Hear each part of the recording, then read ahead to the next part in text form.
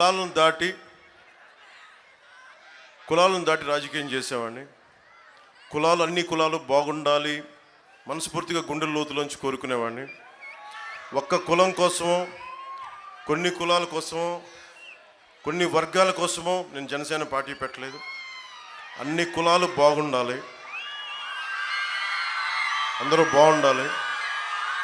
ప్రసాద్ రాజు గారి దుర్మార్గం ఏంటంటే ఒక్క కులం మీద ఆయన కక్ష కట్టారని నాకు దృష్టిలోకి వచ్చింది. 40 మంది అధికారులని ఒక్క సామాజిక వర్గానికి చెందిన అధికారులని చెప్పి ఆయన బదిలీలు చేశారు. ఇది చాలా అన్యాయం. ఇది అలాంటి ముఖ్యంగా మీరు ఊహించుకోండి, మీరందరూ ఒకసారి ఆలోచించండి. మనందరం ఎవరో ఒకళ్ళు ఏదో ఒక కులంలో పుట్టాలి, అది మన చాయిస్ లేదు. కానీ కేవలం మన కులంకే పరిమితం అవ్వాలా అని అంటే ఇంతమంది వ్యాపారస్తులు ఉన్నారు, చిన్న చిన్న ప్రతి షాప్స్ ఉన్నాయి. ఒక కులాన్ని నమ్ముకుంటే ఎవరు వ్యాపారం చేయలేరు, ఒక్క కులాన్ని నమ్ముకుంటే ఎవరు ఏది చేయలేరు. కానీ ఎవరి కులాలకి వెనుకబాటుతనానికి గుర్తింపు ఇవ్వాలి. ఇది దృష్టిలో పెట్టుకొని నేను పుట్టిన కులంతో పాటు అందరికీ గౌరవం ఇస్తాను. కానీ సమస్య ఏంటంటే జగన్ ఆయనకి కాపులు ఓట్లు కావాలి, కానీ కాపుల్ని అందరూ నచ్చ తిట్టించాను.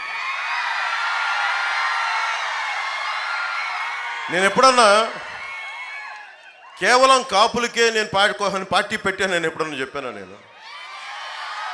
మీరు బళ్ళారి వెళ్ళండి, కర్ణాటకలో బళ్ళారి వెళ్ళండి, రాయచూరు వెళ్ళండి, చిక్బళ్ళాపూర్ వెళ్ళండి, విదేశాల్లో ఎక్కడో నాష్వా సిటీకి వెళ్ళండి.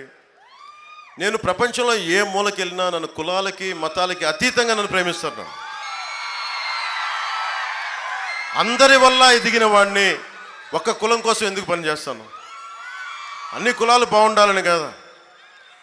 కానీ నన్ను ఒక కులానికి పరిమితం చేయడానికి కేవలం కాపు నాయకుల చేత తిట్టిస్తే ఇవన్నీ అర్థం కాని ఈ చిల్లర పనులు చూస్తూ ఉంటే నాకు జగన్ చూస్తే జాలేస్తున్నాను.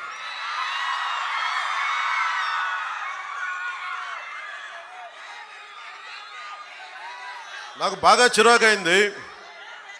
మీరు ఊహించుకోండి, ఆలోచించండి ఒకసారి.